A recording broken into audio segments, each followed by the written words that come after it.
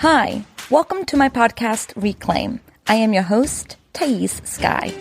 I have supported women navigate the complexities of being human for over 10 years. This podcast is where I disseminate some of those learnings and offer thoughts and guests to guide you into your healing. Welcome. Hello. Welcome to Reclaim. Thaís Sky here. Excited to have another episode available for you all for season 4. Thousands of you have tuned in to the season launch of season 4 of Reclaim, which obviously makes me very, very happy. I've gotten great feedback about the conversation with James Olivia and about the direction in which this podcast is heading. Obviously, that makes me very, very excited. I am just elated to have the opportunity to be offering you weekly episodes on, how to navigate the complexities and the messiness of life. And I think it's really interesting and important to note of a phenomenon that I've observed over the years of doing this work. I mean, listen, I have been on Twitter talking about self-development since 2010. It started out in the world of yoga and wellness, and it has obviously evolved, but I've been around the block. I've seen a thing or two. I've seen the waves of different trends, and something that has spoken to me over the years is that there will always be a group of individuals who are thirsty for self-knowledge, and then there will always be the group of individuals who aren't. And it's important to note that just because you may be listening to this, which odds are means that you are in the group of people who are into self-knowledge, it doesn't make the people that aren't into self-knowledge lesser. It doesn't make you morally superior, unfortunately. It's kind of just the way that we can allow for the diversity of thought of being human, that there are some people who prescribe to different ways of seeing things. And I think it's really important for us to not make assumptions about who those people are simply because they are not interested in self-reflection. I don't think it's necessary for everyone in the human experience, every human on earth, to be going through similar journeys in order for this world to heal and for there to be peace on earth, etc. I do think that we have to give people complete, unconditional permission for them to be who they are. And that may mean that they may not agree with how you view your life, and you may not agree with how they view their life, and that's okay. Can we tolerate that tension? That relational tension I'm going to be speaking about a lot over season 4 of the podcast, because it's what I have been deeply interested in. How can we tolerate people being other people, right? Being different than us. And one of the ways that we see this very often is in the experience of disappointment. And so that's what I want to talk about today, is this idea of feeling disappointment. In fact, I have saved, I wonder if I can pull it up quickly. I've saved this image that I found on the internet that I think really permeates, here it is. It really permeates the idea of how to navigate disappointment, and at least certainly spoke to me for a very long time. So the quote is, the best way to avoid disappointment is to not expect anything from anyone. So that's kind of, that I think encapsulates how we are taught how to understand disappointment. Disappointment is has a direct correlation to expectation. So if we don't expect, then we don't get disappointed. And the way in which we can protect ourselves from disappointment and make sure that we don't experience disappointment is to not expect. And so the realm of the power that lies within you is your ability to change your expectations. And this is, I think, very much a narrative in the self-development world, that if you can change your expectations, then you can change your relationship to other people, that it's within you what you expect from other people. And I think that there's something really valid to be said about this, in that when we expect something from people that is not grounded in reality of what they can offer, we will be disappointed. I mean, that is the fact. And so what I want to talk about today is, what is that reality? And how is it that oftentimes we have expectations, even though we say that we don't want to have expectations, right? We say, oh, I don't have an expectation for this person. And yet we end up still being disappointed. It's probably because you did have expectations. They were just dormant. They were unconscious. And that's not useful. If something is unconscious, then it's running our lives. It's not able to be changed because it's not able to be seen. So the more that we can bring our unconscious conscious and really get clear on what expectations we do and don't have, then we can navigate disappointment a little bit differently. But of course, I also want to talk about the world of the experience of disappointment, because I think that has merit and value too. I don't think that this idea that we have to protect ourselves from disappointment is the answer, because disappointment is like any other feeling. It's going to happen. And can we tolerate it? Can we sit in it? Can we be okay with being disappointed by people without then making it mean all of these things that we now have to change about ourselves or other people? So obviously we have a lot of layers of conversation to be had here. And I am going to lean on Instagram, because I actually wrote quite a few number of posts about disappointment on Instagram. I want to talk about it. And then I want to talk about a comment that I received, pushing back against my perspective on disappointment. And we're going to talk about the merit that comment has, as well as how I would have answered it if I had the capacity and the ability to answer it directly on Instagram. Instead, I didn't answer it, and I'm sharing it here with you all. Okay, so let's start this conversation by sharing something that I wrote. I said, avoiding disappointment by trying not to have expectations is not the answer, which is essentially what I just said, right? Because disappointment is not a problem that has to be fixed. Disappointment is a feeling. Yes, we'll talk about expectations in a minute. We're going to talk about that in the second half of this episode. But for a minute, let's just table expectations, and let's just first sit with the experience of disappointment and what it means to be disappointed. If we can look at, let's say, sadness, anger, envy, resentment, jealousy, as just human experiences, human emotions, then by that definition, disappointment is a feeling. It's an emotion. It's an experience. And it's an experience that tells us something. Sure, it may tell us that there was an expectation. It may also tell us that we were genuinely let down. Like, sure, sometimes it's about us and sometimes it's about the other person. And again, we're going to talk about that complexity in a minute, but how can we maybe expand our capacity to just experience disappointment? Like, can we be disappointed?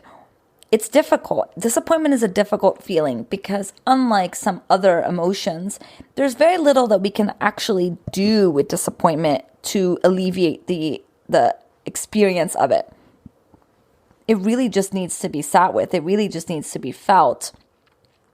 But oftentimes what we do is we feel disappointment and then we immediately go into fix-it mode. We immediately go to, fuck, I shouldn't have expected this from this other person.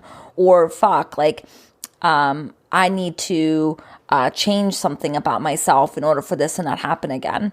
My invitation for all of us here is actually, what would happen if we could just tolerate being disappointed and not make any stories about what it means quite yet? Like, just be disappointed. And so here's what I wrote. Often when it comes to conversations of disappointment, we are told that if we don't want to feel disappointed, we simply have to stop having expectations. I believe, however, that expectations, similar to judgments, like when we judge other people, are a normal part of the human experience. And by forcing ourselves to override our brain and try to not have expectations, because the premise that I'm developing here is that expectations and judgments are simply the way we are wired. So if we try to not have them, we're doing two things. We are pushing the expectations into our unconscious, which can lead to resentment and frustration down the road. And we are denying ourselves the gift of learning how to navigate disappointment in a dynamic and informative way. So instead, I suggest that we develop a different relationship with both disappointment and expectation. Okay? So with disappointment, how do we sit with it? I'm going to say that in a minute. And then with expectations, I wrote, notice doing something out of expectation, and notice that somehow we have developed certain expectations about a person. So notice those expectations and get curious about it. Sometimes in our curiosity, we'll find that our expectations are keeping people on the hook for something they didn't agree to. And that invites us to dig deeper into why we're having those expectations, and is it fair to have those expectations?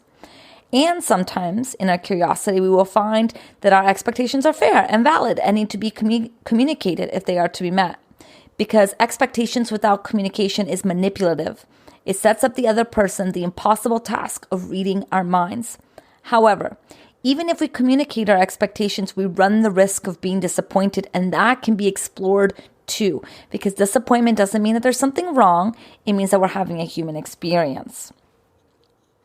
Okay, so like I said, we'll talk about that expectations part in a minute, but with the actual experience of disappointment, if experiencing disappointment doesn't mean that there's something wrong, it doesn't mean that something bad happened, it doesn't mean all these catastrophic things, what may be different in our relationship with disappointment?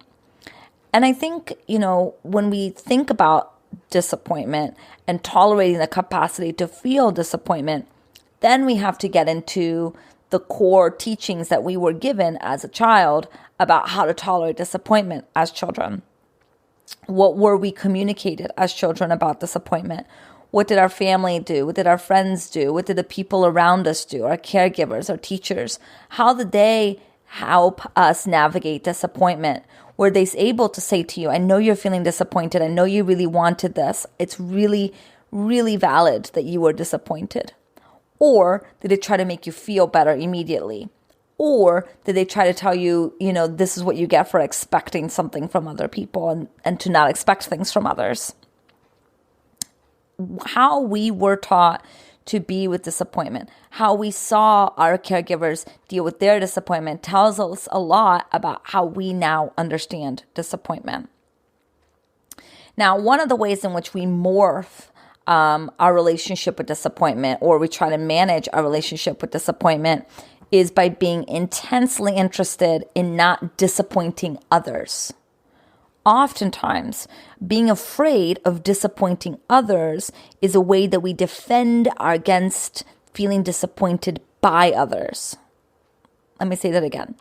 Oftentimes, being afraid of disappointing others is a way we defend ourselves against the feeling of being disappointed by others. So, next time you feel really afraid of disappointing other people, turn it and see if what's really happening is that you're feeling disappointed by other people. Okay? So many of us feeling disappointment can be tremendously difficult because unlike some of the other emotions, it feels like there's not much we can do with disappointment.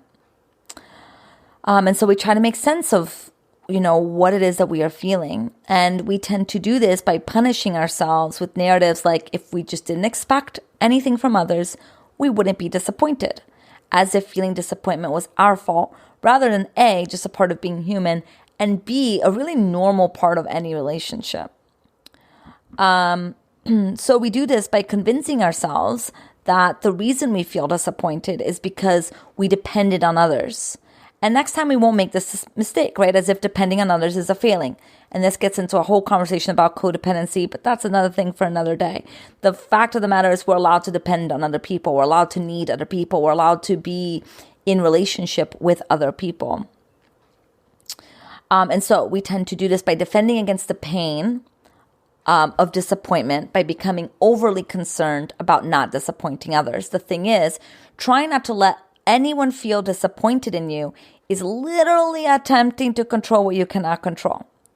And sometimes it's a disguise for feeling that you are disappointing, which often stems from a sense of being disappointed in the past. So let's make that math clearer. Something happened in our childhood. We experienced disappointment. We were told that it's our fault. Therefore, now we feel that we are a disappointment, and now we're terrified of being disappointing. So now our fear is that we are disappointing other people, when really the feeling that we need to come to terms with is the fact that we were disappointed. Okay, so here's an example that I wrote. We are terribly afraid of not disappointing our loved ones this holiday season by giving them the best gifts ever. Upon further reflection, there may be a desire to protect people from feeling disappointed because of your own relationship to disappointment, which could be connected with how disappointed you felt as a child when your needs weren't considered around the holidays. But when you were a kid, no one guided you into how to sit with this disappointment. It felt intolerable. So you pushed it down and instead focused on never being disappointing. So we need to unhook ourselves, right, from this fantasy that we can never disappoint others. And that means we have to get comfortable sitting with our own sense of disappointment. There's nothing you need to fix. Disappointment is a valid human emotion and you are allowed to feel it. And what's magical and wild and wonderful is that as we give ourselves permission to feel disappointed, we no longer feel like we have to control other people's relationship with disappointment. Because the fact of the matter is, friends, people do not need to be saved from feeling disappointment. Period. People are allowed to be disappointed in you. You're allowed to be disappointed in people. It's kind of like, we think about the fact that we're disappointed in other people. There's people in a world that we're disappointed by, and that doesn't maybe change our relationship to them, or it doesn't change that we still want to be related to them, or it doesn't change the fact that we really like them. We're just disappointed, right? We can hold that complexity, but when it comes to people feeling disappointed in us, it's very hard to tolerate the complexity that we can disappoint others and they can still hold us as full human beings. We don't have to manage and control other people's perceptions of us because they're allowed to feel disappointed just as much as you're allowed to feel disappointed. What we really needed as a child was for someone to be with us during our disappointment and to teach us that it's okay, that this feeling, like other feelings, deserves respect and attention. Unfortunately, we often didn't get that. So it's important for us to notice where, we may be trying to prevent someone from feeling disappointed by telling them that it's better to just not expect anything anyway, or to get over it, or to fix it in some way. And just let them feel instead. Let them be disappointed. And, depending on your relationship with them, get curious about the feelings of disappointment and what they connect that with and how they relate to that disappointment. So what I'm, helping us think about here is unhooking from this individualistic narrative that if we could just not expect anything from other people, then we wouldn't feel disappointment. And instead, what I'm inviting all of us to consider is that disappointment is just a part of being in relationship for a multitude of reasons. Sure, it may be expectations. And also, it's because people are imperfect. People are going to let us down. We are going to let down people. And it's important for us to be able to tolerate this tension that things aren't going to be perfect in a relationship. Because let me tell you what, trying not to disappoint others is a fast track to resentment, because now you're doing a shit ton of mind reading, right? In order to not disappoint other people, you have to literally be able to read their minds, know what they're thinking, know what they want, and then do it. And it's fantasy land. We're operating in a fantasy of what they want and what you think they want and what you think they want from you. I mean, the whole thing is crazy making. It's not grounded in reality. And so much of what we do as humans is relate to other people as ideas of ourselves and not as who they actually are. But that's a whole other story for a whole other day. Also, don't mind me dropping my mic here. I am balancing my mic on my belly as I am lying on the couch recording this episode. Okay. So, like I said, trying not to disappoint others is a fast track to resentment. And the post that I wrote here is stop wearing the expectations no one asked you to put on. And also, even if they put expectations on you, you still don't have to take it on. You don't have to take on anyone else's expectations of you. You have to decide what expectations you want to take on and what expectations aren't yours to take on. But again, we'll talk about that in a minute. And then I write, at some point in our development, many of us got the message that not disappointing our caregivers was our responsibility.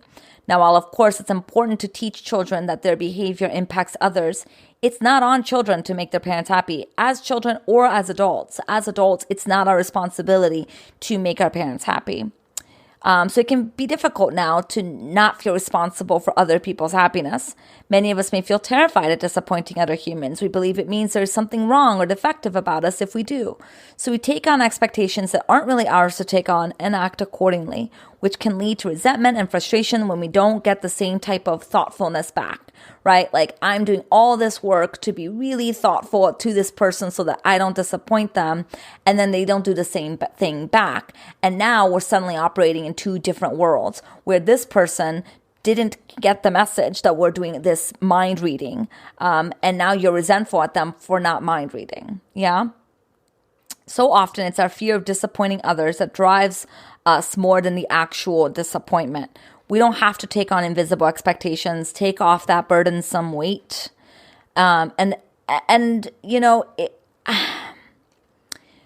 fact that we don't have to take on invisible expectations is really powerful, because I think we hope that if we can take on other people's expectations, then we can protect them and protect the relationship, that we can stay connected. But again, the truth of the matter is relationships will carry disappointment, and we don't have to protect other people or ourselves from it. As for the spoken expectations, like if somebody says to you, like, I expect you to do this, we don't necessarily have to take that on either. We can explore it, talk about it, and think about whether it's an expectation that feels fair and valid. We can make these decisions with the other person and figure out what works and is sustainable. But taking it on to be nice or good only leads to resentment down the road, which is neither healthy nor fair for the other person. And this is now, again, where we're getting into complicated relational dynamics, where we have this understanding of relationships that we have to make sense of everything by ourselves and then deliver that conclusion to the other person. So in terms of expectation, somebody has a spoken expectation for us. Now we have to make sense of that. We have to understand what that means. And then we have to agree to it without question. And what I'm inviting and what I'm asking us to interrogate is, actually, if those expectations don't feel fair, or if you don't want to abide by them, then you can actually talk about it with the other person and set something up that feels more fair. You don't have to make sense of something completely by yourself, because that is now putting a huge burden on you to mind read and understand exactly what the other person means. Let's ground this conversation down in something a little bit more tangible and practical, because that can be really helpful. Let's say you entered a new partnership and they expect let's see, what's a good expectation that partners have of each other? Let's say that they expect you to get home from work at a certain time every day. And so you now take on that unconscious expectation. It was not been communicated, or it's been kind of half-assed communicated that they expect you to come home from work. And so you now carry that expectation without communication, and you think that this means a certain thing.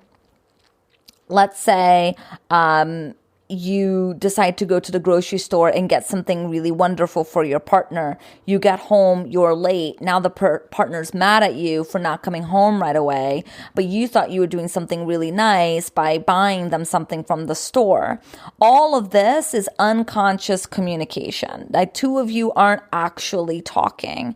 The person who, partner A needs to communicate and spell out clearly why and what they hope will happen when you get home straight from work, and understand and unpack that expectation. Maybe it's because they coordinate their day around you coming home, or maybe because they like to make dinner and they want to make sure that dinner's warm when you get home, or maybe it's because they're terrified of being abandoned, and when they don't hear from you, they fill it with a lot of assumptions about what's happening. It's important for both of you to get clarity on what person A is really saying or really expecting. And whether that is something then that you want to take on. Maybe you realize that, this actually isn't about me, it's about childhood dynamics, and I'm going to be respectful that this is an expectation that my partner carries, but I'm not going to take on that expectation, and I'm going to support my partner in navigating this expectation within them. Maybe, depending on what comes through, there is more communication from both of your ends about when you leave work and what time you expect to, you think you're going to come home. Maybe that ends up being a really good and fair way that the two of you compromise in that conversation.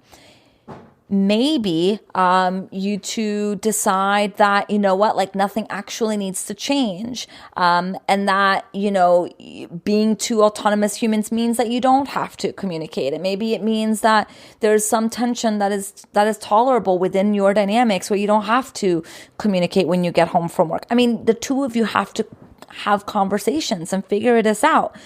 But if you don't talk about it, then it will lead to resentment, and it'll lead to fighting, and it'll lead to the other person feeling ignored and abandoned and hurt and rejected, and it'll lead you feeling controlled and walked all over and being told what to do. And odds are this pattern that the two of you are playing out plays out each other's patterns from childhood.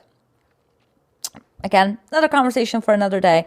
But oftentimes expectations are stemming from relational rules that we learned as children. And now we take these relational rules and we expect everyone to be playing the same game. But the fact is you're playing two different games. Your partner is playing a game, or your friend or your colleague, whoever it is, and you are playing a game. And the more you two communicate about each other's games, the more you can start to play the same freaking game, which means to be in relationship with each other in reality rather than the fantasy of what the two of you want. Okay, so when we start to think about expectations, I personally like to ground myself in the knowledge that expectations, to expect things from other people, is a normal part of being human. And in fact, as much as you may try to not have expectations, you do have expectations, and it's important to have expectations to be able to participate in what it means to be human. For example, I expect when I'm entering an intersection that people know if it's a red light that they can't go. I have expectation of other people's behavior based on agreed upon rules. I need to have those expectations, or else I would never be able to drive. This goes with so many other things. I expect that when I put money in the bank, that money is going to be there for me. I mean, we have thousands of these kinds of expectations all around us. This is important. Having these kind of rules, expectations, systems, these ways of understanding each other is what allows us to be in relationship with each other. So I don't think that it's possible for us to not have any expectations. I expect when I enter relationships that people are respectful, and I expect that people are kind. I expect that people are loving. I expect those things from other humans because that's what I think that they expect from me, and I'm in full participation of these expectations. You may have others. You may not expect people to be kind. You may expect people to be kind of rude or blunt or whatever. And then that's how you're going to navigate your life. Neither is better or worse. It's simply the ways, the rules in which we've learned how to play the game of being human. Me having certain expectations will mean that I will get certain results. If I expect that humans are kind, I will probably be disappointed because some people aren't kind. But by me having this expectation, I will probably also relate to people in a kinder way and receive more kindness back. Again, just kind of basic expectations here. If I expect that people are rude, I'm probably going to come to them a little bit more rudely because I'm not expecting kindness back. And then that will probably be how I will then understand and receive them. They probably will be a little ruder to me. Nothing about this is bad or wrong. It's just the way that we understand the world and we navigate the world. Expectations are normal. It's really important, however, to question our expectations, particularly when they come to relational dynamics, to make sure that we're not imposing a rule that is not on our person, our partner, or whatever to take on. This is why it's, instead of saying don't have expectations, I say, and I'm always curious with my clients to say, you have a shit ton of expectations. Let's unpack them. Let's understand them. Let's get super curious and intimate and closer to them so we can understand how they may be playing out in your life. And then you can decide which of these expectations you want, which requires some tweaks, which expectations are really rigid, which probably tells us that there's something else going on, which expectations are really flexible, which tells us there's probably some healthy relating going on, etc., etc. So let's say that like I have an expectation that my partner doesn't cheat on me. Okay. Now, if I communicated that expectation and then my partner cheats on me, I'm allowed to feel disappointed and probably a whole bunch of other feelings. I am allowed to feel disappointment, and it doesn't have to do with the fact that I had bad expectations or that I shouldn't expect my partner to not cheat on me. That's silly. That doesn't make sense. We have agreed upon norms, expectations, standards, whatever words we want to put to them of how we're going to be in relationship to each other. And if the other person breaks it, we then are allowed to feel disappointed by it and then attempt to make sense of it and understand what happened relationally and how we want to set up the relationship moving forward. So no, not every time you experience disappointment, there was some expectation that you shouldn't have had. That's why, again, I'm saying that disappointment is a sign that you're human and that you're in relationship. It doesn't mean that something bad or wrong is happening. It can, not always. Okay, so this is the comment that I received on my posts that I didn't respond to, but I think it's worthy of addressing because oftentimes these types of comments essentially mean that our language, the way we're thinking about things, we're using two different language. And if we just can use a bridge, then maybe we'd get on the same page. Okay. The comment is, why would you choose a belief that causes you disappointment? The only person whose job it is to meet your expectations is you. Expecting others to live according to your thoughts and beliefs is strangely controlling. Rather, I would suggest surrounding yourself with people whom share your, quote, wants, end quote, in the areas of life that are important to you. For example, choose a mate that, quote, wants, end quote, a committed, affectionate relationship if that is what is important to you. Or choose friends that, quote, want, end quote, the same entertainment or activities that are important to you. Okay. First, why would you choose a belief that causes you disappointment? Oftentimes, we don't choose our beliefs. Our beliefs are internalized very early on into our lives. Now, as an adult, sure, we have some say in some ways in which we can change our beliefs. Of course, we're not these stagnant humans, but I don't really like to use the word choice because it implies that somehow we're living our lives more consciously than I think we'd like to give ourselves more consciously than I think we are. I think we like to give ourselves more credit than credit is due. And this is based off of 10 years of being doing one-on-one work with hundreds of humans. I think we think that we're more conscious than we are. And I think we have more choice than we do. So I get the word choice here. I get what this person is saying. Like, why would you choose to have a belief that's ultimately going to let you down?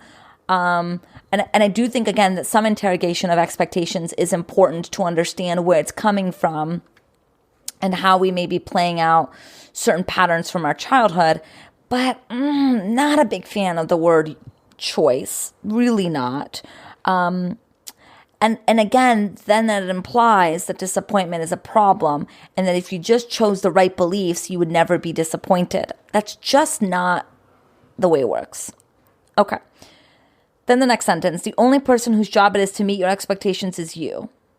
Expecting others to live according to your thoughts and beliefs is strange and controlling. I don't agree on the first half. I agree on the second half. The only person whose job it is to meet your expectations is you.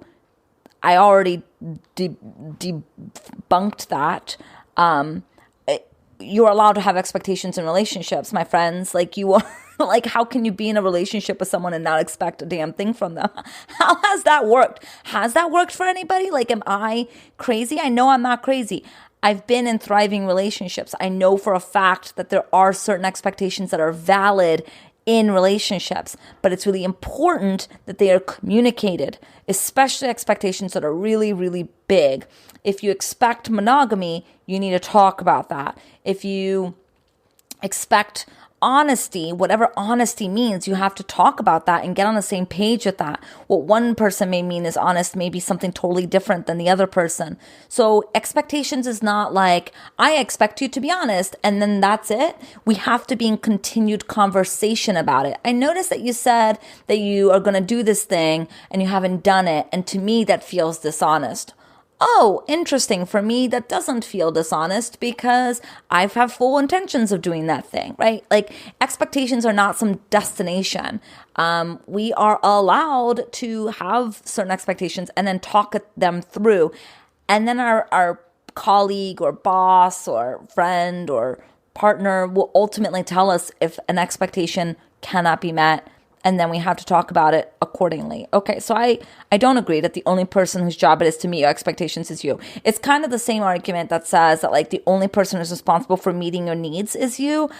I think your needs are your needs. Yes, take responsibility and ownership for your needs, but I think we need other people to help us meet our needs. We are not hyper individual, like, this idea that we don't need other people, that we shouldn't depend on other people is kind of where this argument is going. So it's your job to understand your expectations. Maybe I would say it that. It's your job to get curious about your expectations. It's your job to understand your needs. No one else really can do that for you. That is your work. But then it is completely valid to have conversations and explorations with other humans about your needs and see what can be met by others and what can't be met by others. What expectations can or cannot be met by others. Okay. But then the second part of this, expecting others to live according to your thoughts and beliefs is strangely controlling. Now, yeah, I would agree with that in that you can't have expectations that are uncommunicated and then just kind of think that people can mind read your experience and then they're going to give you the experience you want. Mind reading is it's a whole wild, fascinating idea, right? We think with mind reading, if somebody really loved us, they would be able to read our minds.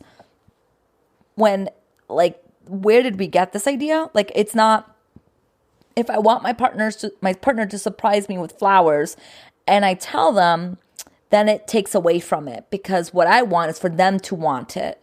I want for them to want to surprise me with flowers. And if I were to communicate any of this, then it takes away the magic. I think we need to really confront those parts of ourselves and understand those parts of ourselves because they are a little bit, and I say this with total kindness, like coming from an emotionally immature place, which we all have those parts of us.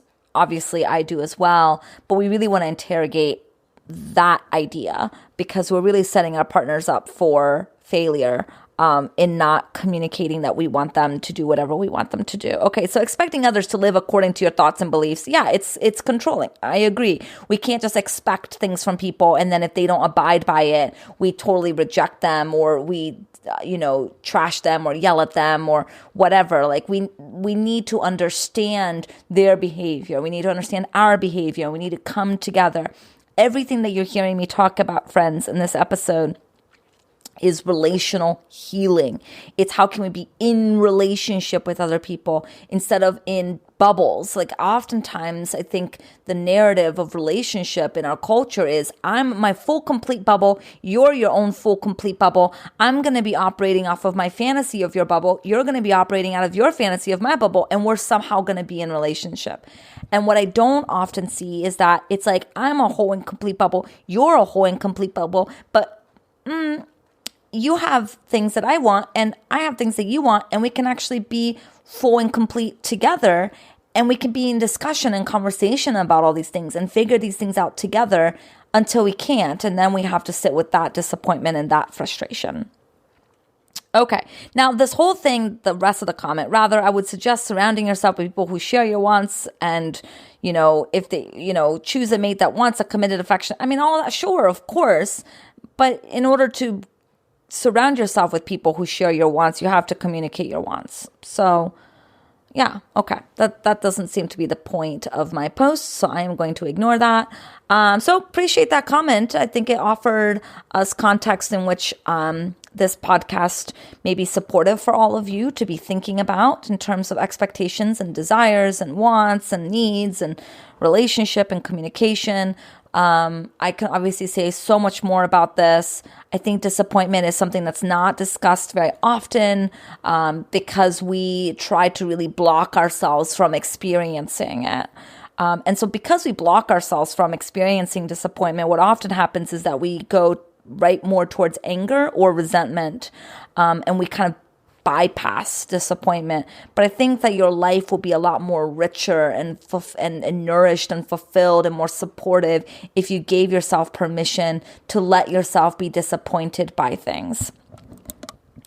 I'm thinking if I want to give this example. I have this example.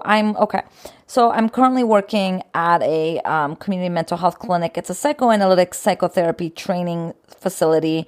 And the two women, the clinical director and the executive director who run the clinic, are really incredible, competent women. I mean, truly remarkable. I've never been more at awe of these incredible women, and their knowledge, their insight, their thoughtfulness. I mean, I idealize them in so many ways. And I really, because I idealize them in this authority kind of position, I really have unconsciously projected my desire for them to be the mother I never had. And then, so I have this projection, this fantasy that they will be the mother I will never have, that they will finally be the mother figure that like I really wish I could have had, the mother figure that is thoughtful and is considerate and et cetera, et cetera. And so then I have this expectation that they will never mess up. Okay, that they will never do anything bad or wrong based on this fantasy of what I have projected onto them. Notice, nothing of my fantasy has to do with their actual humanity, which is that they're actually complex, full-bodied humans who will disappoint and who will be perfect and who will be messy and who will be great and all in the same body. There was an experience at the clinic where I experienced disappointment. And when I experienced that disappointment, I felt devastated because they were not supposed to disappoint me. Because to be a good enough mother means to not be able to means that you don't disappoint me. So I was devastated. And I had to then sit with that disappointment and then get intensely curious about the expectations that I had for them. And this idea that if they were who I think they are, then they would be perfect and never disappoint. And then that forced me to sit with, on a different level, the disappointment that I have for my mother, that she wasn't able to be who I wanted and needed her to be. All of this led to a really rich internal healing and experience of being able to now unhook these women from this valued, perfect pedestals that I put them on. And now I can relate to them a little bit more as who they actually are. Now, because of the circumstances of our relationship, it didn't feel necessarily appropriate to tell them my experience of them. But that may be different if it was a different type of disappointment. And I felt that the relationship could handle my honesty and me sharing with them, hey, listen, I felt disappointed by this. Can we engage in a conversation about this? And maybe you can both do better next time. That may be the case at some point in the future. I don't know. But in this particular situation, it didn't feel as necessary for me to enroll them in the conversation as much as it felt like they were the catalyst for me to be really thinking about my own expectations and what I place on authority figures and what I place on them. And the more I'm able to sit with being disappointed at them and / my mother, the more I can now relate to them with more humanity. Because they're not perfect. And they're not my mothers. I am 31 years old. I do not need another mother. I need my own self-mothering, sure. But I don't really need another mother.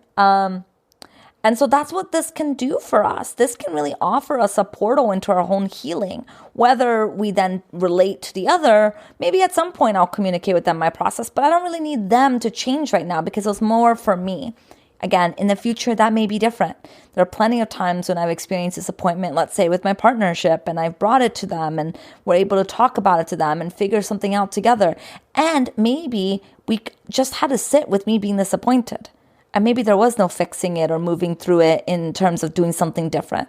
Sometimes we just need to be disappointed. And that can be so holy, so good, so perfect. And from that place of disappointment, we get to tentatively decide what to do moving forward. It's not, oh, I'm never going to expect them to be perfect again. It goes beyond that. And it goes into, I don't need that expectation anymore because that expectation was covering up a wound.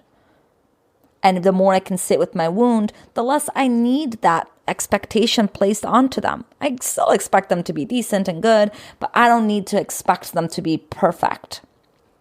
Do we see that? Do we see how much more whole that is than demanding that, oh, I'm disappointed, I should never have expected this from them, and then to like be in this space of resentment towards them for letting me down, but not communicating it, not exploring it, and just demanding that I suddenly don't expect something from them anymore? Magical things can happen when we give ourselves permission to feel. So this is my invitation to you. Let yourself feel disappointment. Beautiful things can happen from it. I love all of you immensely. I'll see you next week.